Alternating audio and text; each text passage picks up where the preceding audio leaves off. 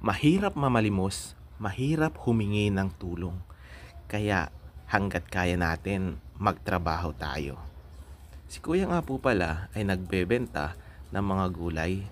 Ang sabi niya nga po pala sa akin ay inaangkat niya nga po pala to sa ordaneta. Sabi ko kay kuya, napakasipag niya.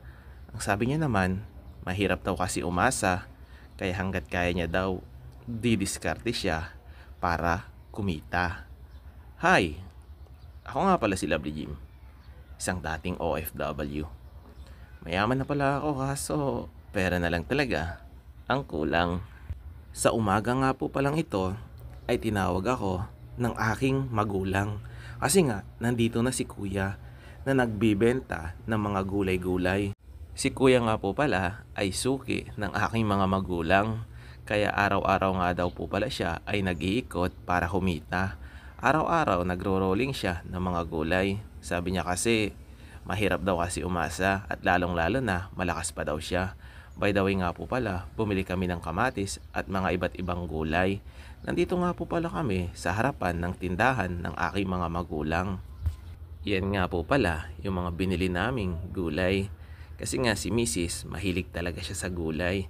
At syempre, kumuha nga rin po pala siya ng kalabasa, pampalinaw ng mata.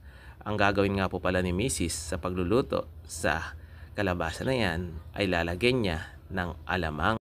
Kayo ba? Ano bang mas masarap na luto dito sa gulay na kalabasa? Habang pauwi na nga po pala kami ni Mrs., nakita ko yung PWD dito, kaya binigyan ko ng tinapay.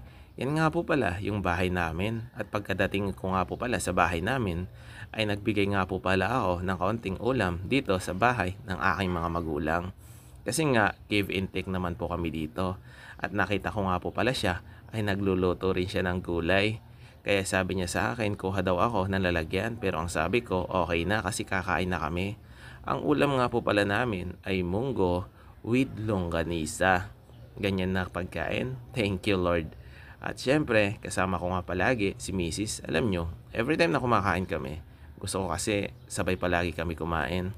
Alam nyo na, sabi ko nga sa inyo, life is too short. Kaya sulitin natin habang kasama pa natin yung mga mahal natin sa buhay. Kasi nga, hindi natin alam kung kailan tayo kukunin dito sa mundo. Kaya, palagi natin bigyan ng importansya yung mga mahal natin sa buhay. Malay natin, bukas mawala na sila. So, hindi natin naiparamdam kung gaano natin sila kamahal. At syempre, dahil nandito ka sa aking video, makikisoy naman. Paki-follow and share. Maraming salamat. Bye-bye!